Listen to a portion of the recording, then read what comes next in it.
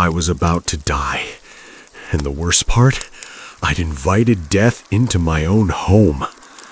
That was the only thought in my head as I felt the cold blade press against my throat. You ever wonder how you'd react when facing death? I used to think I'd fight back, but no.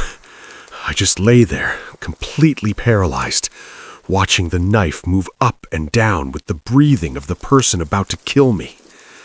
And it all started with one innocent swipe right 3 weeks ago. Her name was Samantha, or more accurately, that's what she told me it was. After 4 months of swiping through hundreds of identical profiles on dating apps, Sam felt like a breath of fresh air. Not because of her pictures, pretty average, actually, but the way she texted. Smart, funny, knew when to flirt, when to get serious. We texted for 2 weeks, then phone calls. Her voice, God, her voice was like honey. Every night talking until 2, 3 in the morning about everything from movies to our deepest fears. I thought I'd found the one. That was my first mistake. Why don't we skip the crowded bar scene? Sam suggested during one of our late-night calls. I mean, we've been talking for weeks. I feel like I already know you. Her laugh was so genuine, so warm. How about your place? You mentioned you live alone, right? We could just, I don't know, order food, watch something, actually talk without screaming over drunk college kids. I hesitated, just for a second. Every article I'd ever read, every true crime podcast I'd listened to, they all screamed the same thing. First date in public. Always. But Sam wasn't some random stranger. We'd shared things, real things, late-night confessions you don't tell just anyone. I trust you, she added, almost reading my mind. And I think you trust me, too. She was right. I did. Yeah, I heard myself say. That sounds perfect. Looking back now, I can pinpoint that exact moment, that single word, yeah, as the moment I sealed my fate. She arrived at 7 p.m. sharp. I remember checking my watch, 7 exactly. Punctual. That's a good sign, right? When I opened the door, she stood there in a winter coat, smiling that same smile I'd imagined 1,000 times during our calls. "Hi," she said softly. "Hi." For a moment, we just stood there, grinning like idiots. Then she stepped inside. "Let me take your coat," I said, playing the gentleman. That's when I saw it. The dress underneath, if you could even call it a dress, was, let's just say, it left very little to the imagination. Deep cut, short hem, fabric, it seemed more like a suggestion than actual clothing. "You like it?" She did a little spin. I forced a smile. "Yeah, you look great." But inside, alarm bells were ringing. Way too much for a first date. Way too much. "Is it too much?" she asked, catching my expression. No, you look amazing," I lied. She beamed. Crisis averted. Red flag number 2, ignored. We started with wine in the kitchen. 1 glass became 2. 2 became half the bottle. "You got anything stronger?" Sam asked, already reaching for the cabinet where I kept the whiskey. "Shouldn't we order food first? I don't want to drink too much on an empty—" "Oh, come on," she interrupted, pulling out the Jameson. "Live a little." She poured us each a shot, then another, then another. By the time I finally ordered Thai food, my head was already swimming. We moved to the couch while waiting for delivery. I grabbed the remote, started scrolling through Netflix. "Pick whatever you want," I offered. "No, you choose," she insisted, sliding closer, way closer. Her thigh pressed against mine. Her hand found my shoulder. Every time I turned to look at the TV, I could feel her eyes on my face, unblinking, intense, like a cat watching a mouse. "So," "Do you like having me here?" she whispered, her breath warm against my ear. I shifted uncomfortably. "Yeah, of course." Her hand moved from my shoulder to my chest. That's when the doorbell rang. Thank God for Thai delivery. After we ate, Sam got this look in her eye, mischievous, playful, the kind of look that would have been cute if everything else hadn't felt so off. "I have an idea," she announced, jumping up from the couch with way too much energy for someone who downed half a bottle of wine and 4 shots. "A game." "A game?" "Yeah, we each make the other person a drink, like a completely random, disgusting drink with whatever we can find in your kitchen. But here's the thing," she leaned in conspiratorially. "We can't watch each other make them. You go to the bathroom, close the door, I'll call you when mine's ready. Then we switch." "Okay," I agreed. "But if you poison me, I'm haunting you." It was a joke. She laughed. "Same to you." But her laugh sounded different this time. Hollow. I went first. While Sam locked herself in the bathroom, I threw together the most disgusting combination I could imagine. Gin, Coke Zero, bitters, a splash of pickle juice for good measure. It looked like swamp water. Sam emerged, took 1 sip, and nearly gagged. Perfect. "Your turn," she sang, way too cheerful. "Bathroom, now, no peeking." I walked down the hall, closed the bathroom door, and waited. And waited. Through the door, I could hear her moving around the kitchen, cabinets opening, glass clinking. At one point, I thought I heard her talking, maybe on the phone, but when I pressed my ear to the door, there was only silence. "Okay," she finally called, "come get your punishment." When I walked back into the kitchen, she was holding a rocks glass filled with amber liquid. It looked almost normal, suspicious. "What's in it?" "Sweet vermouth, white rum, coffee liqueur, and," she paused dramatically, "a tiny pinch of salt. Room temperature, of course." I lifted the glass. It smelled wrong. Not bad, exactly, just wrong. "Bottoms up," Sam said, raising her water glass in a mock toast. I chugged it. The taste hit me immediately. Bitter, salty, syrupy all at once. But there was something else, something I couldn't identify, a chemical edge underneath everything else. "Jesus Christ," I coughed. "That's awful." Sam smiled. "You did it, though. Good sport." That bitter aftertaste wouldn't go away. I tried to wash it down with water, but it clung to my tongue, to the back of my throat. 5 minutes later, the room started tilting. It happened so fast. One moment, I was sitting on the couch laughing about how terrible both drinks were. The next, my vision started to blur at the edges, like looking through a frosted window. "You okay?" Sam's voice sounded far away, even though she was right next to me. Just the room's spinning." But it wasn't just spinning. It was collapsing. The walls were breathing. My hands felt like they belonged to someone else.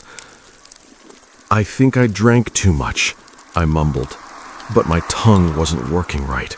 The words came out slurred, wrong. I tried to stand up. My legs gave out immediately. I crashed to the floor, or at least I think I did. I couldn't really feel the impact. It was like my body and my brain had been disconnected. "Whoa, you're really messed up," Sam said. She wasn't moving to help me. Through my rapidly fading vision, I saw her just standing there, watching me struggle on the floor like I was a bug she'd flipped on its back. "You need to leave," I managed to force out, using every ounce of concentration I had left. "Now, get out!" I don't know where I found the strength, but I literally crawled to the door and pushed her toward it. She protested, said something about wanting to help, but I shoved her into the hallway and slammed the door. Lock. Had to lock it. My fingers wouldn't work. It took 3 tries to turn the deadbolt. Then I collapsed again. Lying on the floor, I knew something was terribly, horrifically wrong. This wasn't alcohol. I'd been drunk before, plenty of times, but never like this. Never this heavy feeling, this total loss of control, this primal terror that I was about to stop breathing. She poisoned me. The thought crystallized through the fog in my brain. She put something in that drink. I had to throw up, had to get it out of my system. Using the wall for support, I hauled myself inch by inch toward the bathroom. It felt like climbing Mount Everest. Every movement took monumental effort. Finally, I made it to the toilet, stuck my fingers down my throat. Nothing. Tried again, and again, and again. Finally, something came up. Not much, mostly bile and that awful drink, but it was something. I kept going until there was nothing left to purge. But by then, it was too late. Whatever she'd given me was already in my bloodstream, shutting down my nervous system piece by piece. I don't remember crawling to my bedroom, but somehow I ended up on my bed, staring at the ceiling. I couldn't move. Not my arms, not my legs, not even my fingers. My eyes were locked open. I couldn't blink. All I could do was breathe, in and out, and pray that I wouldn't forget how. Breathe in, breathe out, breathe in, breathe out. That's when I heard it. The front door opening. My door, the one I'd locked. Footsteps in the hallway. Slow, deliberate, coming closer. No. I'd forgotten to lock it after pushing her out. Or maybe I'd tried and failed. Either way, she was back. The bedroom door creaked open. Sam stepped into view. But it wasn't Sam anymore. Not the person I'd talked to on the phone for hours. Not the smiling woman who'd arrived at my door. This was something else. Something hollow, dead-eyed. She walked to the bed, looked down at me with an expression I'll never forget. Empty, cold, almost curious, like a child examining an insect it's about to crush. I tried to speak. My mouth wouldn't work. All that came out was a sound somewhere between a moan and a wheeze. She understood, though. Shh, she whispered, pulling something from her pocket. A knife. Small, pocket-sized. My heart was screaming, but my body wouldn't respond. She brought the blade close to my face, so close I could see my reflection in the metal. I could kill you right now, she said, her voice flat, matter-of-fact. You know that, right? The tip of the knife touched my cheekbone, traced a line down to my jaw, stopped at my throat. One push, that's all it would take. One push and I'd bleed out on my own bed, unable to fight back, unable to even scream. I saw it in her eyes. She was thinking about it, really considering it. This is it. This is how I die. Then she stopped, pulled the knife away, put it back in her pocket. Without a word, she turned and walked out of my field of vision. I heard her moving through my apartment, drawers opening, things being moved around, but I couldn't turn my head, couldn't see what she was doing. Then, after what felt like hours, the sound stopped. The front door opened, closed. Silence. I don't know how long I lay there. Hours, maybe. The paralysis started to fade as the sun came up, feeling creeping back into my fingers, my toes.